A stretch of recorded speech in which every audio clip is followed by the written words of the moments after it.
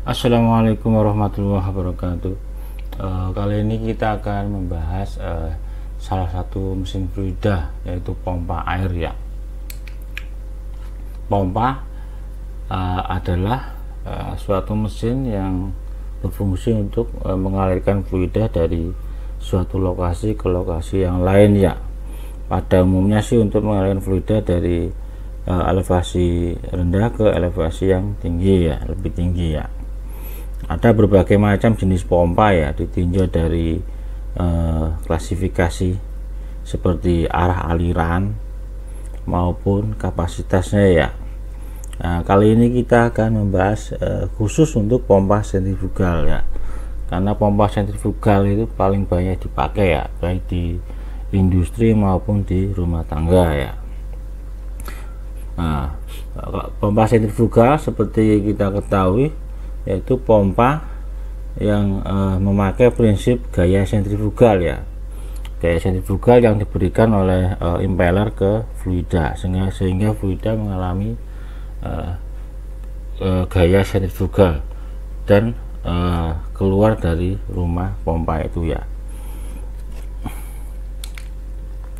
Ini klasifikasi pompa sentrifugal ditinjau dari kapasitasnya. Ada kapasitas rendah, menengah, dan tinggi ya. Terus yang kedua ada berdasarkan tekanan discharge atau tekanan buang atau tekanan dorongnya ya. Ada tekanan rendah, menengah, sama tinggi. Yang ketiga berdasarkan jumlah susunan impeller. Ada single stage, satu impeller satu casing. Ada multi stage, ada beberapa impeller dalam satu casing ya. Terus ada multi impeller ya, beberapa impeller yang tersusun paralel dalam satu casing. Terus ada juga multi impeller dan multi stage ya, kombinasi antara impeller dan multi stage. Yang keempat, klasifikasi berdasarkan posisi poros. Ada poros tegak dan poros mendatar. Yang kelima, berdasarkan jumlah suction atau hisap ya. Ada single suction, ada double suction ya. Yang keenam ada berdasarkan arah aliran keluar impeller. Ada radial flow. Radial flow itu alirannya tegak lurus dari poros impeller itu ya. Terus ada axial flow. Axial flow itu sejajar, arah alirannya sejajar dengan putaran impeller atau porosnya ya. Terus ada juga mix flow, ini campuran antara radial flow sama axial flow. Ini ada macam-macam dari komponen pompa sentrifugal ya. Yang pertama ada stuffing box ya, berfungsi untuk mencegah kebocoran di daerah poros pompa yang menembus casing ya. Terus yang B, packing ini juga untuk mengurangi kebocoran ya dari casing pompa melalui poros ya. Biasanya terbuat dari karet ataupun asbes ya. Ini yang C ada poros, yang D ada shaft sleeve ya. Shaft sleeve ini fungsinya untuk melindungi poros dari erosi, korosi, dan keausan pada stuffing box ya.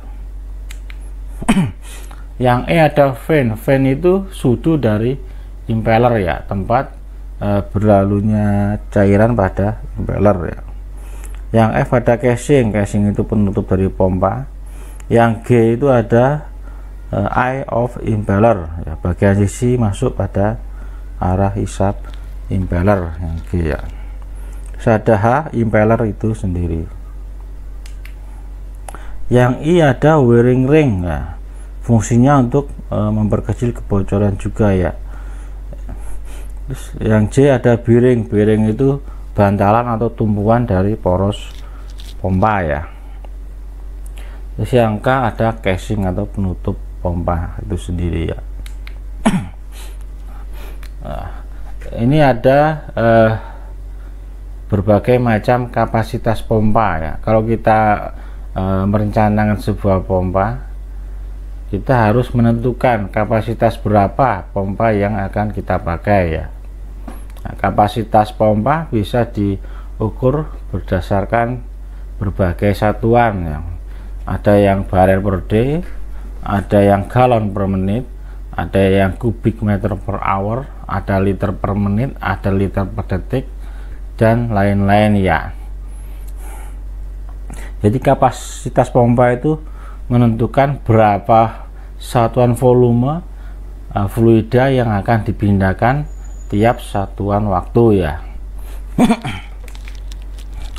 Yang berikutnya ini ada head pompa. Head pompa adalah energi per satuan berat yang harus disediakan untuk mengalirkan sejumlah fluida dari tempat satu ke tempat yang lainnya ya. Nah, head pompa ini juga menentukan dalam perencanaan ya. Kalau kita beli pompa pasti ditanyakan berapa kapasitas dan head pompanya yang akan dipakai ya. Head total sama dengan head tekanan ditambah head kecepatan ditambah head statis ditambah head loss ya. Kalau kita merunut dari persamaan Bernoulli ya. Head tekanan adalah perbedaan tinggi tekan dari sisi buang atau discharge dan sisi suction atau sisi hisap ya. Sedangkan head kecepatan perbedaan kecepatan discharge dan suction. Sedangkan head statis perbedaan ketinggian dari air yang akan dipindahkan ke tempat yang barulah, misalkan seperti itu ya. Jadi perbedaan tinggi antara reservoir awal sama reservoir akhir atau dari hulu ke hilir ya. Jadi di sini bisa dilihat dari persamaan Bernoulli, head total sama dengan P dibagi gamma. P itu tekanan, gamma itu berat jenis. Nah, ini yang disebut dengan head tekanan. Terus tambah Z. Z itu head karena elevasi, perbedaan tinggi dari air yang akan dipindahkan, atau bisa disebut dengan head statis. Terus ditambahkan juga dengan V kuadrat bagi 2G lah, ini head kecepatan, perbedaan kecepatan antara sisi hisap sama sisi buang. Nah, ini persamaan Bernoulli yang sudah diturunkan ya. Head total pompa sama dengan jumlah dari head karena tekanan PS dikurangi PA dibagi gamma atau berat jenis. Terus head kecepatan V kuadrat per 2G dan head statis beda ketinggian ditambah dengan losses. Losses itu kerugian akibat karena gesekan pipa, kekasaran pipa, ataupun perubahan diameter seperti valve ataupun fitting, elbow dan segala macamnya. Nah, ini jenis-jenis head pompa. Nah, yang jelasin tadi ya, head tekanan, perbedaan tekanan antara sisi hisap dan sisi buang. Terus yang kedua head kecepatan, perbedaan kecepatan. Yang ketiga ada head statis, perbedaan ketinggian ya. Nah, head statis ini ada nilai positif dan ada nilai negatif. Jika permukaan cair pada sisi hisap lebih rendah dari sumbu pompa, maka dikasih tanda positif ya, karena bisa dihisap oleh pompa. Nah, tanda negatif jika permukaan zat cair pada sisi hisap lebih tinggi dari sumbu pompa. Nah, negatif karena apa? Karena di sini bukan dihisap lagi tapi didorong, makanya tandanya negatif ya. Ini berbagai kondisi head statis ya. Kalau kondisi yang pertama ini berarti headnya 0 karena zat cair yang dipindahkan dari hulu sama hilirnya sama ketinggiannya. Terus untuk kondisi yang kedua, lokasi yang tempat baru atau hilirnya lebih tinggi daripada hulu. Nah, di sini ada 6 sama 4. Terus yang kedua ini ada perbedaan hulunya 4 feet ketinggiannya, sedangkan hilirnya 6 feet. Nah, berarti kan di sini ada perbedaan tinggi. Nah, selisihnya ini disebut dengan head statis ya. Jadi statisnya sebesar 2. Begitu juga dengan kondisi yang ketiga. Hilirnya 8 feet, hilirnya 4 feet. Jadi selisihnya itu 4 feet. Nah, 4 feet ini head statis dari kondisi yang ketiga. Nah, gimana kalau hilirnya lebih rendah daripada hulunya? Ya nggak usah pakai pompa, tinggal kucurkan saja kalau itu mah ya. Jadi nggak punya head statis atau head statisnya minus ya. Tinggal dialirkan secara gravitasi. Terus berikut kerugian head atau head loss ya. Head loss bisa disebabkan dua kategori. Yang pertama yaitu major losses ya. Major losses disebabkan karena adanya kekasaran pipa ya. Persamanya seperti ini. Major losses sama dengan F dikali L per D dikali V kuadrat dibagi 2G. Untuk F ini faktor gesekan bisa dicari setelah kita menghitung angka Reynolds, terus didapatkan angka Reynolds berapa, terus kekasarannya berapa, tinggal dicari grafik untuk faktor gesekannya. Untuk L itu panjang pipa, D diameter pipa, sedangkan V ini kecepatan dari aliran, terus G percepatan gravitasi ya. Nah, ini untuk faktor gesekan didapatkan dari diagram Moody ya. Nah, sebagai angka perhitungan perbandingan antara angka Reynolds dengan kekasaran relatif atau relative roughness epsilon dibagi D ya. Sedangkan untuk mencari angka Reynolds memakai persamaan ini ya, RE sama dengan rho VD dibagi mu.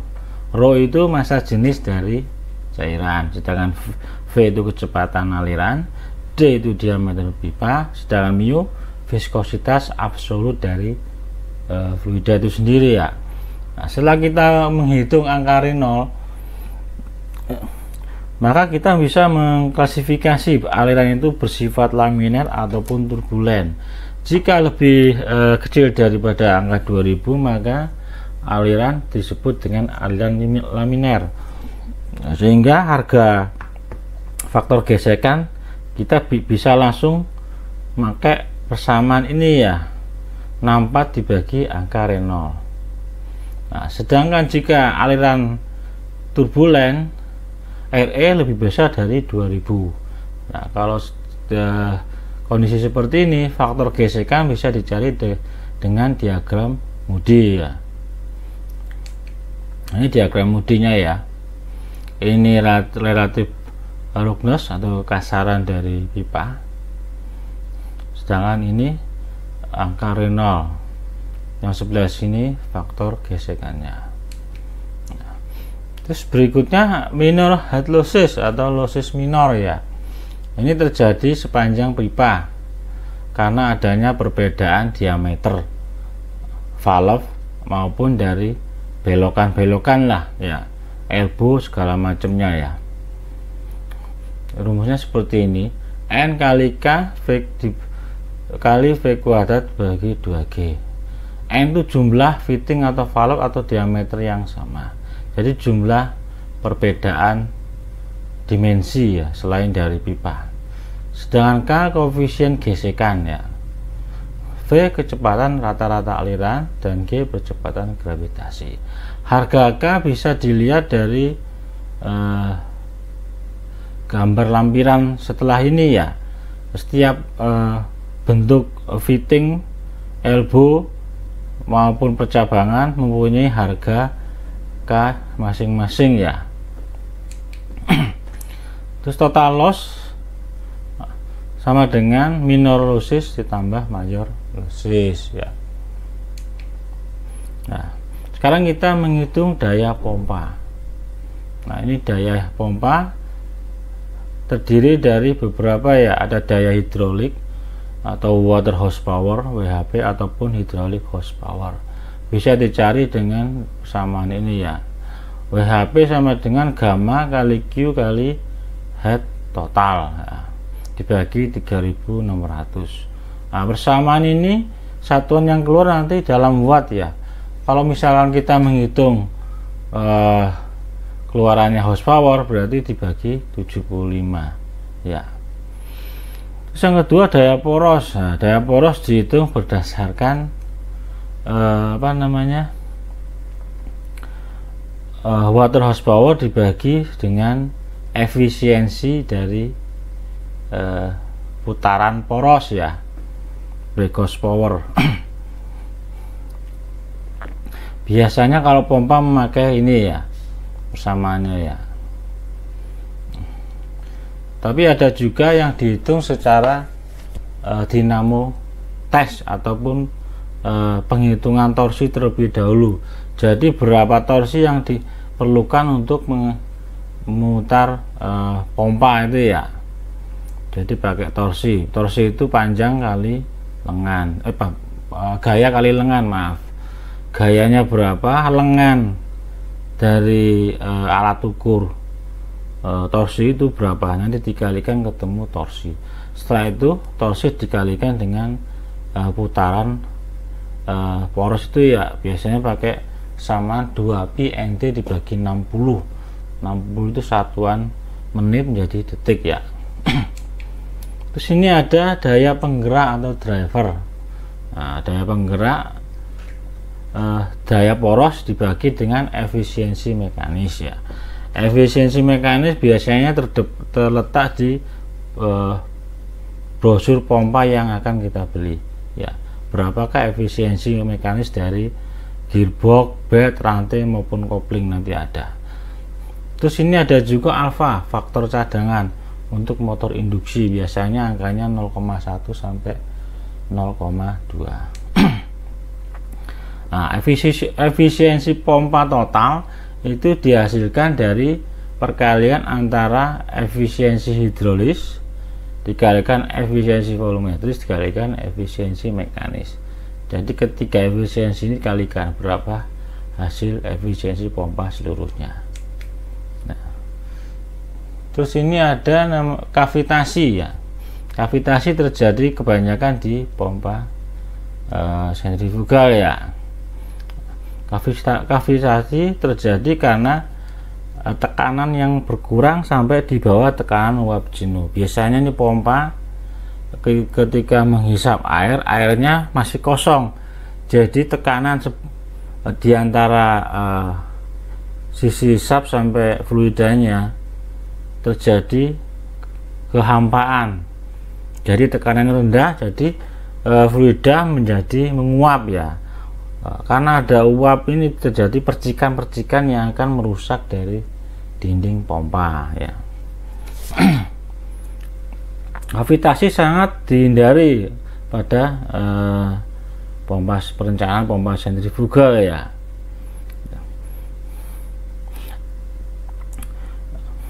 Terus ini ada net positive suction head ya. Ini juga berhubungan dengan kavitasi. Nah, ini adalah ukuran dari head suction terendah yang memungkinkan bagi cairan untuk tidak mengalami kavitasi ya. Contoh soal ya. Yang pertama, sebuah pompa sedang dilakukan percobaan dengan hasil data yang dihasilkan sebagai berikut. Sekali ini ada percobaan praktikum pompa ya. Nah, putaran porosnya 2760 rpm, sedang tekanan hisap minus 0,159 bar atau sama dengan 15.900 kg force per meter persegi. Sedangkan tekanan tekan atau discharge sama dengan tekanan ATM atau 0 ya, tekanan 0, maaf 0 kgf per meter persegi. Dengan beban F yang terbaca di torsimeter atau dynamo test 0,268 Newton. Lengan momen torsi 0,179 meter. Sedangkan kapasitas pompanya 0,24 kubik per second. atau sama dengan 864 kubik per hour ya. Kita hitung satu persatu ya. Ditanyakan efisiensi pompa.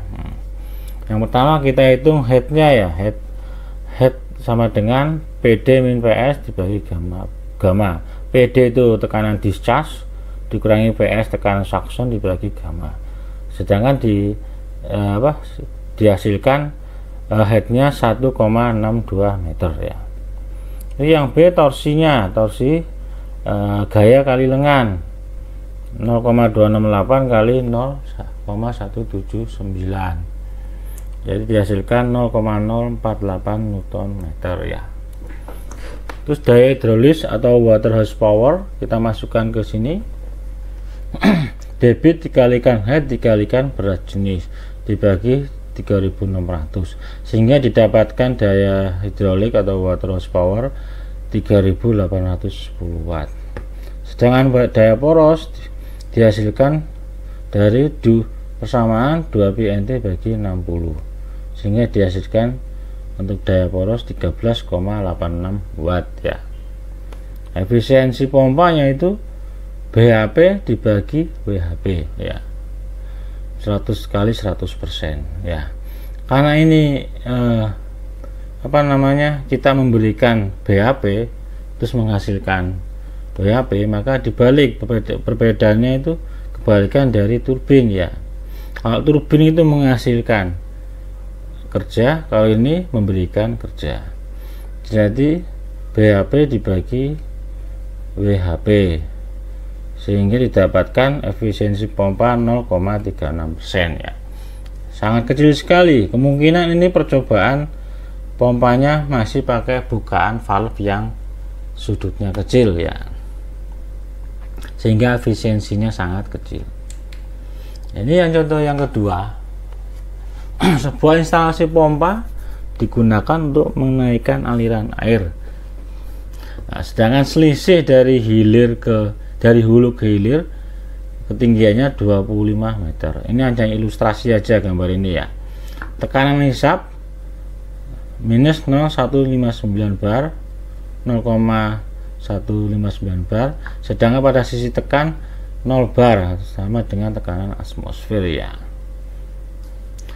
Air dipompakan dengan kapasitas 0,7 kubik per menit melalui pipa PVC ini, maaf ya salah ketik, dengan diameter 100 mm ya. Sedangkan panjang pipa seluruhnya 40 meter, di mana terdapat 5 buah belokan elbow ya 90 derajat bahan pipa PVC.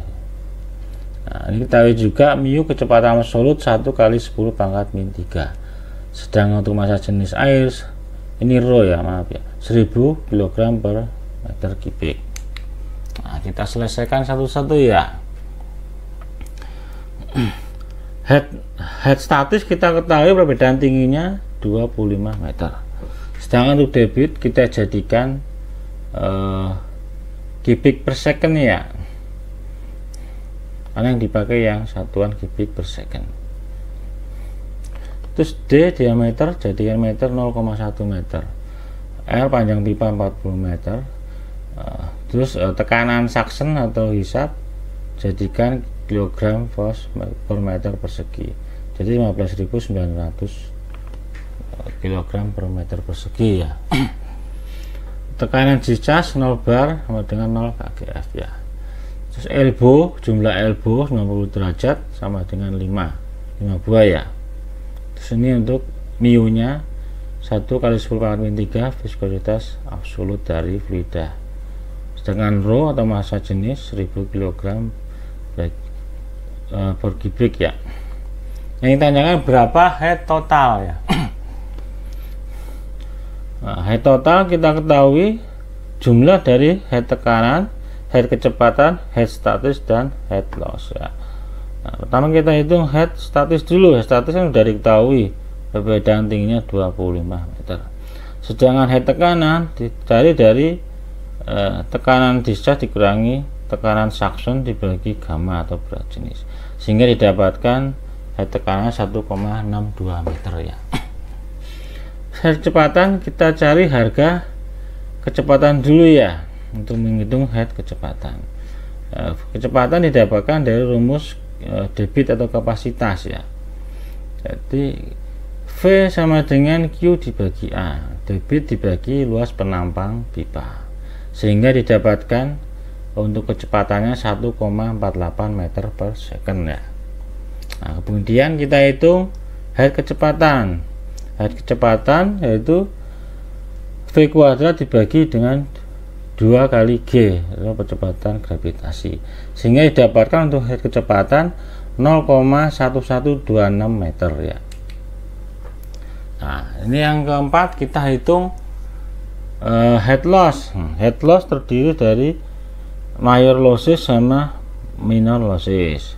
Yang pertama kita hitung major losses ya. Major losses persamaannya yaitu F kali L bagi D kali V kuadrat dibagi 2G. Nah, kita cari dulu faktor gesekan pipa dengan diagram Modi ya. Kita hitung dulu angka Reynolds-nya. Angka Reynolds rho VD dibagi mu, sehingga didapatkan angka Reynolds-nya sebesar 148.000 atau 1,48 kali 10 pangkat 5, sehingga angka Reynolds-nya lebih besar dari 4.000, maka aliran turbulen ya. Setelah itu kita cari relatif roughness dari persamaan epsilon bagi D. Epsilon itu kekasarannya ya dari pipa PVC 1,5 kali 10 pangkat min 6 untuk diameter dibagi diameter 0,1, sehingga didapatkan 1,5 kali 10 pangkat min 5 ya untuk relatif roughness. Setelah itu kita cari dua angka ini di grafik diagram Modi ya. Diagram Modi. Nah, ini diagram Modi. 10 pangkat min 5 untuk relatif roughness-nya. Berarti yang di sini garis ini kita tarik ke atas ya, bertemu dengan angka Reynolds. Angka Reynolds tadi kira-kira 1,5 pangkat 10 kali 10 pangkat 5, berarti kira-kira di sini. Kita tarik ke atas, ketemu di sini. Habis itu kita tarik ke arah kiri, ketemulah faktor gesekan sebesar 0,015.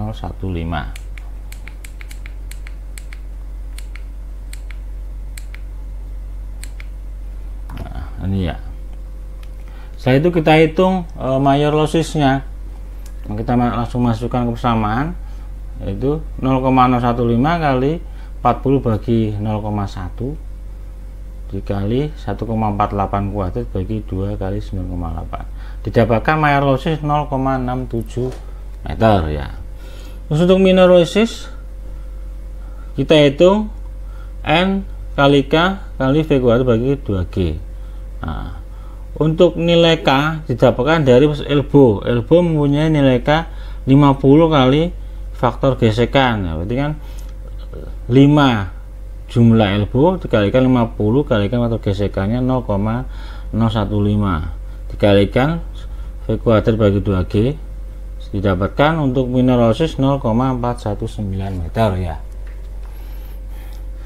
Terus untuk head loss total yaitu major losses ditambah minor losses. Terus untuk head loss total yaitu major losses ditambah minor losses ya, 0,67 ditambah 0,419. Jadi untuk head loss 1,89 meter ya. Nah, setelah kita dapatkan semuanya, kita hitung head total ya. Head total sama dengan head tekanan ditambah head kecepatan ditambah head statis ditambah head loss ya. Jadi didapatkan untuk head totalnya 27,8 meter ya. Nah, nilai head ini yang bisa dipakai untuk mencari head total pompa yang akan kita gunakan. Misalnya kalau kita beli pompa kan pasti yang ditanyakan antara kapasitasnya ini ya 11,67 sama headnya 27,8. Pada kondisi ini berarti kita harus naikkan pembulatan ke atas. Biasanya kalau angka segini kita pakai headnya 30 ya, 30 meter. Sedangkan untuk debitnya biasanya dibulatkan juga, kira-kira 15 liter per second ya. Assalamualaikum warahmatullahi wabarakatuh. Kali ini kita akan membahas mesin fluida yang lain ya, yaitu kompresor ya.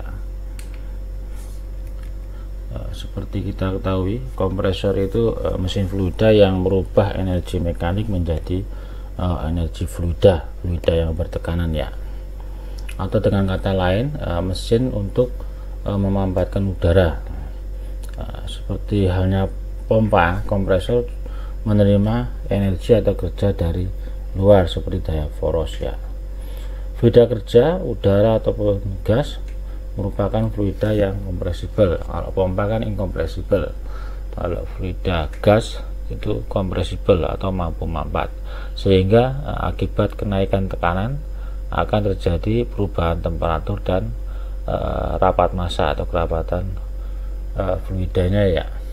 Ini bagian-bagian dari kompresor yang sering kita lihat ya. Sini ada silinder, ada piston, ada kartu pisah, ada kartu keluar, terus ada sabuk V-belt ya, terus ada motor untuk memutar poros dari namanya ini torak ya, piston atau connecting rod di dalam sistem torak ini ya. Udara yang sudah dimanfaatkan ditampung di tangki ya, terus bisa dipakai sewaktu-waktu pada bukaan valve ya. Nah sini blok kerja dari kompresor ya, jadi merubah energi mekanik terus dikompresi terus menjadi energi fluida yang bertekanan ya. Nah, kompresor ada berbagai macam ya. Nah, ini adalah klasifikasi kompresor ya, berdasarkan prinsip kerjanya ya. Yang pertama positive displacement ya. Fluida kerjanya dihisap atas dasar pembesaran ruang kerja ya. Sedangkan fluida kerja dimanfaatkan atas dasar pengecilan ruang kerja ya. Nah, kompresor positive displacement dibagi menjadi dua ya, ada kompresor torak seperti yang sering kita lihat ini ya. Perubahan volume ruang kerja diakibatkan oleh gerakan bolak-balik translasi dari torak ya. Terus yang kedua ada kompresor rotari ya. Perubahan volume ruang kerja diakibatkan bilah-bilah sudu yang berputar. Bentuknya seperti ini ya. Di sini ada kayak ulir ya. Ulir dan ada sudu-sudunya. Ini contohnya seperti ini, rotary screw. Ini contoh kompresor rotary screw ya. Terus yang kedua, klasifikasi berdasarkan yang lain ya. Ini ada kompresor sentrifugal atau turbo atau dinamik kompresor. Nah, kompresor seperti ini dibagi lagi menjadi dua berdasarkan arah alirannya, yaitu kompresor tipe radial. Nah, arah alirannya tegak lurus dari gerakan rotor ya atau porosnya ya. Nah, sedangkan untuk aliran aksial, kompresor aksial, alirannya sejajar dengan gerakan porosnya. Kalau yang aksial ini biasanya dipakai di turbin gas kompresornya ya, kompresor pada mesin pesawat terbang ya.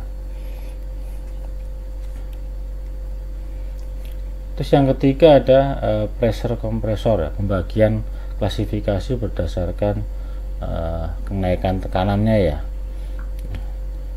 Ini bisa dibagi menjadi tiga kategori ya. Yang pertama itu ventilator, tekanannya 1 sampai 1,1 ya, ventilator atau fan. Nah, ini biasanya untuk exhaust ya di kantor-kantor ya. Terus yang kedua ada blower, tekanannya 1 sampai 3. blower seperti ini ya. Terus yang ketiga ada kompresor itu sendiri, ini kompresor. Nah, ini kan klasifikasi berdasarkan tekanan yang dihasilkan ya. Nah, ini teori dasar kompresor diambil dari teori gas ideal ya. Yang pertama yaitu hukum Boyle. Nah, jika gas dikompresikan atau diekspansikan pada temperatur tetap, nah, maka tekanannya akan berbanding terbalik dengan volumenya ya. Jadi P1 kali V1 sama dengan P2 kali V2 sama dengan konstan ya. Terus teori yang kedua hukum Charles ya. Semua jenis gas apabila dinaikkan temperaturnya sebesar 1 derajat Celcius pada tekanan tetap akan mengalami pertambahan volume sebesar 1/273 dari volumenya pada suhu 0 derajat Celcius ya, dan begitu juga sebaliknya ya. Nah, ini persamaannya V1 sama dengan V0 ditambah 1/273 kali T1 ya kali V0, sehingga V0 kali 1 plus T1 dibagi 273. Nah, itu saya turunkan lagi, akhirnya jadi persamaan V1 dibagi V2 sama dengan T1 bagi T2. Nah, jadi proses ini dinamakan dengan proses tekanan tetap ya. Volume gas berbanding lurus dengan temperatur mutlaknya. Kalau proses tekanan tetap biasa disebut dengan proses isobarik ya. Terus yang ketiga hukum gabungan dari Boyle dan Charles ya, menghasilkan persamaan gas ideal yaitu PV kali MRT. P itu tekanan, V itu volume, M itu massa, R itu konstan gas ideal, T itu suhunya ya. Kalau diturunkan jadi PV dibagi T sama dengan R dan konstan ya. Kalau dibandingkan dengan gas ideal yang lain, maka PQ sama dengan WRT ya. Untuk masang itu jumlah mol dikalikan berat mol ya.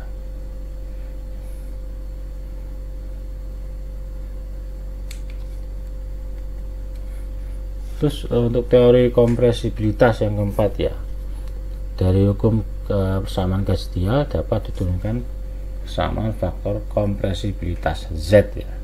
Jadi VV sama dengan Z kali R kali T ya. Nah, jadi Z kali P sama dengan VV dibagi RT. Nah, ini di konstanta Z ini bisa digunakan untuk mencari perbandingan tekanan ya. Nanti ada sendiri untuk tabel perbandingan kompresibilitas Z ini ya.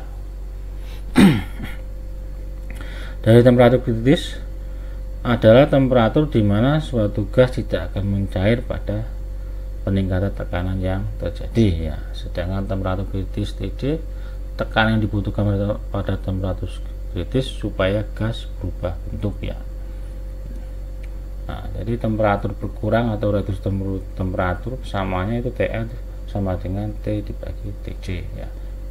T dibagi temperatur kritisnya. Begitu juga dengan tekanan yang berkurang atau reduce pressure ya, maaf ini pressure ya. PR sama dengan P dibagi PJ.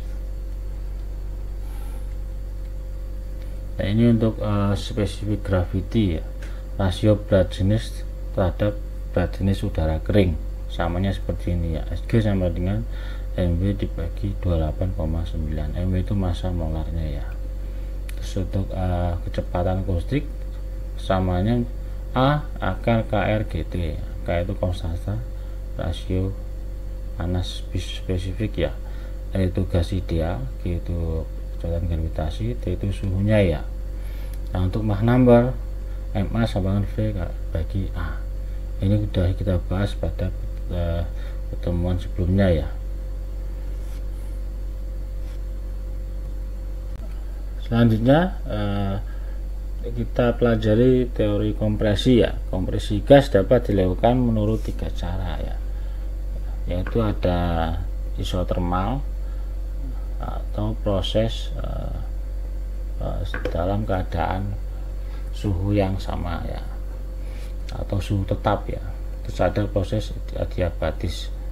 Proses adiabatis sama kayak isentropis, jadi nggak ada entropinya tetap. Dengan kata lain, tidak ada kalor keluar ataupun tidak ada kalor masuk ya.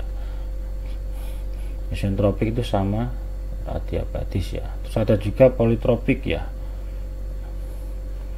Itu kita pelajari satu-satu ya. Ini ada kompresi atau proses isotermal ya.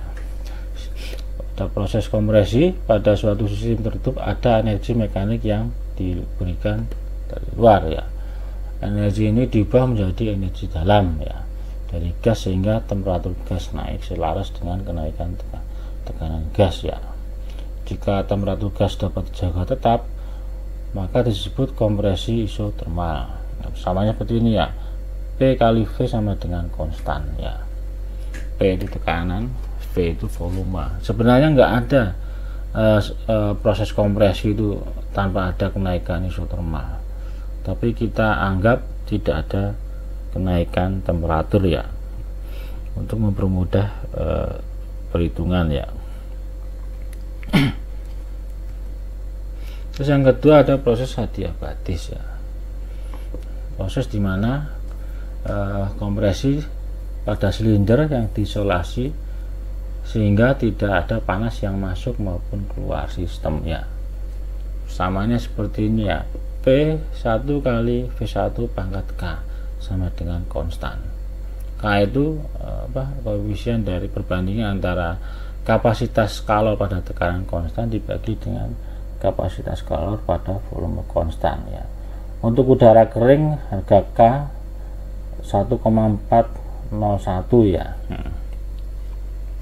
Pada proses adiabatis ini tidak pernah sempurna, namun sering dipakai pada pengajian teoritis ya, pada kompresi ya. Maka temperatur pada proses adiabatis bisa ditulis dengan bersamaan ini ya. T2 dibagi T1 sama dengan P2 dibagi P1 pangkat K-1 dibagi K ya. Di sini ada proses politropik ya. Proses kompresi sesungguhnya yang ada di antara proses isotermis dan proses adiabatis ya. Persamaannya sama kayak proses adiabatis, yaitu P1 kali P1 pangkat N sama dengan konstan ya. Harga N itu sama seperti K ya, cuman nilainya antara 1 sampai harga K ya. Kalau K itu 1,4 ya, jadi diantara 1 sampai 1,4. biasanya N itu 1,25 sampai 1,35. Terus untuk perubahan temperatur bisa dihitung seperti pada proses adiabatis tadi ya, T2 bagi T1 sama dengan P2 bagi P1 pangkat N-1 dibagi N ya. Terus kali ini kita akan membahas khusus untuk reciprocating kompresor ya, untuk kompresor torak ya. Nah, kompresor torak ini disebut juga dengan jenis kompresor positive displacement ya. Bagian utamanya itu piston yang bergerak bolak-balik ya, menghisap dan menekan fluida, udara ataupun gas ya. Jumlah silindernya bisa satu atau lebih. Terus kerjanya ada single acting atau double acting. Nah, maksudnya single acting dan double acting itu, kalau single acting seperti ini, jadi kok udara dikompresi terus diekspansi pada lubang keluar masuk yang sama ya, cuman satu lubangnya, ini single acting. Sedangkan double acting lubangnya ada dua, ada enekan, ada yang ada kompresi, ada ekspansi. Jadi dia kalau bergerak ke kanan berarti kompresi bagian sini, sedangkan yang di sini untuk menghisap. Begitu juga sebaliknya, ini yang double acting ya. Terus dari silindernya ada single stage sama double stage, 1 atau 2 kompresi. Yang single stage itu 1 kompresi ya. Jadi biasanya dipakai buat bengkel kecil ya, ataupun rumah tangga lah. Jadi udara yang dikompresi langsung dimasukkan ke tangki atau tabung ya. Cuman ada 1 kompresi. Sedangkan untuk yang double stage atau double kompresi, setelah udara masuk dikompresi pada torak 1, itu enggak langsung dimasukkan ke tangki, jadi dikompresi lagi pada silinder 1 yang lebih kecil ini ya. Jadi tekanannya lebih besar, biasanya dipakai di industri untuk yang double stage ini ya. Terus untuk susunan silinder ada macam-macam ya. Untuk silinder untuk toraknya ini ya, ada inline, ada V, ada W, ataupun radial ya. Layaknya seperti motor bakar ya. Terus ini ada prinsip kerja dari kompresor ya. Ada tahapannya ya. Tahapan yang pertama itu dari proses 1 ke 2, ini disebut dengan proses kompresi ya. Dari PS ke PD ya. PS itu tekanan suction atau hisap, PD itu tekanan discharge atau pengisian ya, sampai PD lebih besar daripada P dari tangki ya. Yang kedua proses discharge atau pengisian ya. Nah, untuk discharge ini katup dari pengisian terbuka ya, pada proses 2-3 ini. Terus yang 3-4 proses ekspansi ya. Jadi kompresor berekspansi dari TDC ya ke BDC ya. Terus yang keempat proses suction atau proses hisap ya. Begitu seterusnya ya. Jadi kompresi, discharge, ekspansi, terus hisap lagi ya.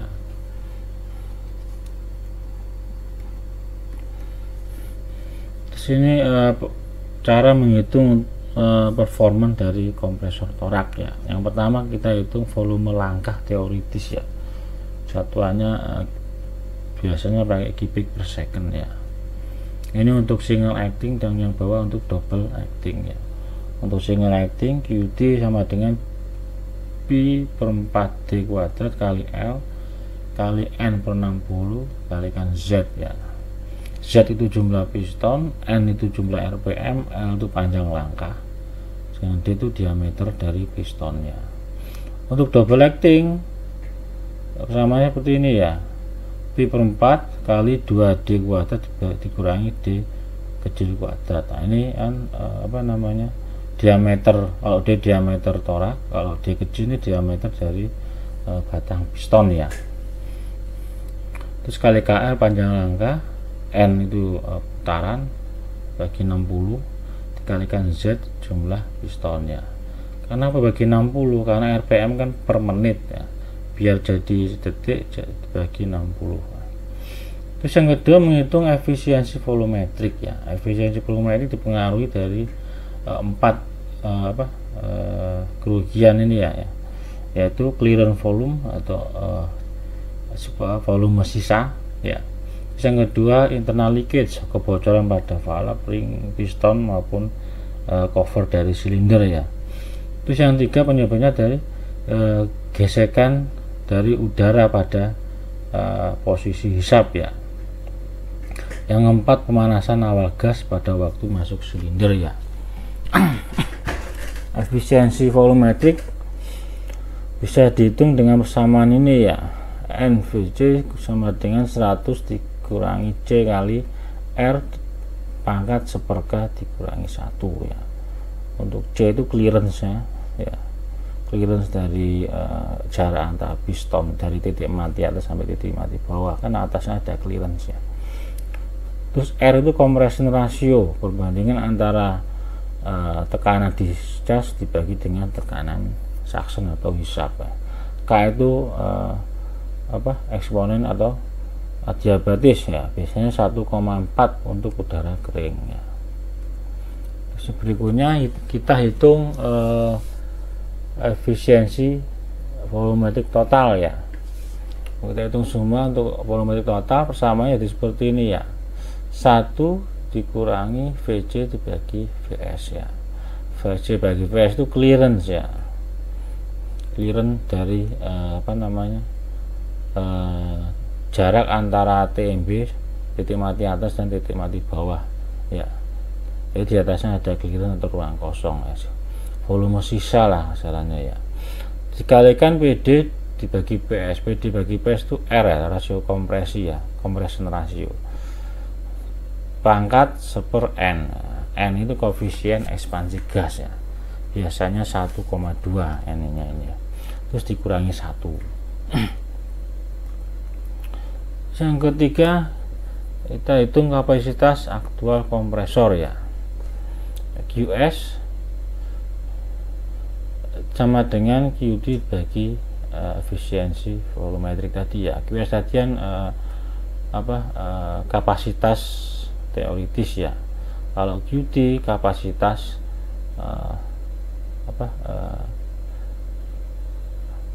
kalau QD kapasitas aktual, kalau QS kapasitas teoritis ya. Jadi QS sama dengan QD dikalikan namanya efisiensi volumetrik ya. Saya ulang ya, QS itu kapasitas aktual, sedangkan QD kapasitas teoritis ya. Kapasitas teoritis dikalikan efisiensi volumetrik ya. Biasanya QS itu notasinya QACT bawahnya ya. Terus untuk laju aliran massa udara bisa dihasilkan pada persamaan ini ya, MA sama dengan rho kali Q ya. Rho itu kerapat jenis fluida ya, atau sama dengan Q dibagi V ya, V itu volume ya. Yang keempat kita hitung daya poros ya, daya kompresi teoritis ya, umumnya seperti ini ya, WT daya teoritis ya, Z kali K dibagi K-1. Z itu jumlah silindernya ya, K itu konstanta diabatis tadi ya, 1,4 dikalikan PS tekanan suction, terus dikalikan QS atau kapasitas aktual dari kompresor, dikalikan compression ratio pangkat K-1 dibagi Z kali K, terus dikurangi 1 ya. Ini untuk daya teoritisnya. Terus untuk daya poros aktual, WT atau daya teoritis dibagi dengan semua efisiensi ya, WT dibagi NC. NC itu efisiensi kompresi adiabatis, nilainya itu biasanya 0,76 sampai 0,83. Terus untuk NV0 efisiensi volumetrik total yang tadi ya kita hitung ya. Terus yang NM efisiensi mekanis, biasanya untuk satu tingkat kompresor itu antara 0,9 sampai 0,95, untuk tingkat banyak 0,88 sampai 0,92 ya. Jadi daya poros aktual WT dibagi efisiensi total ya. Terus yang berikutnya kita hitung kecepatan piston ya, VP sama dengan 2 kali Ln. L itu panjang langkah, N itu jumlah putarannya. Terus yang keenam kita hitung temperatur pengisian atau TD. Nah, persamanya seperti ini ya, TD sama dengan TS kali compression ratio pangkat K-1 bagi K ya. Nah, ini ada contoh soal ya, hitung kapasitas hisap daya kompresor, temperatur pengisian atau discharge, dan kecepatan piston untuk kompresor single stage double exchange berikut ya. Diameter silinder 6 inci dijadikan meter jadi 0,1524, dan panjang langkah 12 inci jadi meter 0,304 meter ya. Kecepatan rotasi atau kecepatan putar 300 rpm, Diameter batang piston D kecil 2,5 inci atau 0,0635 meter ya. Terus untuk clearance VC bagi VS sama dengan 12%. Tekanan masuk atau hisap 1720 psi ya, atau sama dengan 1209779,6 kg force per meter persegi ya. Untuk tekanan pengisian atau discharge 3440 psi atau 2418559,35 kg force per meter persegi. Terus untuk temperatur hisap atau suction 115 Fahrenheit kita jadikan Kelvin menjadi 309 Kelvin ya. Efisiensi kompresi kita pakai 0,8, efisiensi mekanis 0,9. Terus untuk koefisien ekspansi seperti tadi ya, N sama dengan 1,2 ya. Berikut untuk penyelesaiannya. Tahap pertama yaitu kita hitung volume langkah atau kapasitas hisap teoritis ya. Nah, kita pakai persamaan ini ya, QT sama dengan P per 4 kali 2D besar dikurangi D kecil kuadrat kali L kali N bagi 60 kali 1 ya. 1 itu untuk satu nilai Z nya tadi ya, satu silinder itu ya. P per 4 D kali 2D kuadrat. D besar ini untuk diameter silinder, jangan untuk D kecil ini diameter dari connecting rod ya, atau apa namanya, batang pistonnya ya. Terus kita masukkan semua sehingga dihasilkan untuk kapasitas teoritis atau volume langkah sebesar 0,0518 meter kubik per second ya. Terus untuk tahap yang kedua kita hitung efisiensi volumetrik ya. NV0 sama dengan 1 min VC bagi VS kalikan compression ratio akar 1/n dikurangi 1 ya. Kita masukkan untuk clearance 0,12 atau 12% tadi ya, dikalikan compression ratio pangkat 1 bagi 1,2, ini N tadi ya, sehingga dihasilkan efisiensi volumetrik 92% ya. Setelah itu kita hitung kapasitas aktual. Kita ketahui yaitu QS sama dengan QT kalikan efisiensi volumetrik ya. QT nya kan teoritis kan sudah kita dapatkan ya, 0,0518 dikalikan efisiensi volumetrik 0,92, sehingga untuk kapasitas aktualnya sebesar 0,0478 kubik per second ya. Nah, selanjutnya untuk bagian keempat kita hitung daya poros teoritis ya. WT sama dengan Z kali K dibagi K-1 dikalikan PS atau tekanan suction hisap dikalikan QS kapasitas aktual dikalikan compression ratio pangkat K-1 bagi Z kali K, terus dikurangi 1 ya. Kita masukkan semua nilainya, terus akhirnya didapatkan untuk daya poros teoritis sebesar ini ya, 190,173 kW ya. Untuk tahap 5 kita hitung daya poros aktual. Nah, daya poros aktual didapatkan dari WT, daya poros teoritis dibagi dengan efisiensi total tadi ya, antara efisiensi kompresi, efisiensi volumetrik, efisiensi mekanis ya. Nah, jadi 190,173 dibagi 0,8 dibagi 0,92 dibagi 0,9, sehingga didapatkan untuk daya poros aktual 287 kW ya. Untuk tahap yang keenam kita hitung kecepatan piston ya. VP sama dengan 2 kali N kali N. L itu panjang langkah, N itu rotasi ya. 2 kali 0304 kali 300, sehingga untuk kecepatan pistonnya pergerakan translasinya sebesar 182,4 meter per second ya, kita bayangkan kalau kompresor kecil aja kecepatannya segini ya, untuk RPM 300. Coba bayangkan kalau motor GP, berapa kecepatan dari pistonnya, coba Anda bayangkan sendiri ya.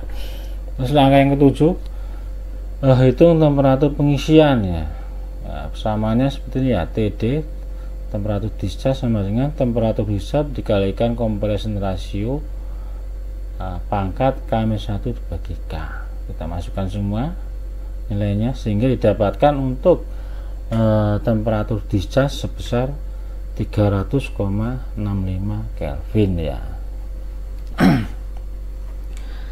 Sekian dari saya, kalau ada yang tanyakan silakan. Wassalamualaikum warahmatullahi wabarakatuh.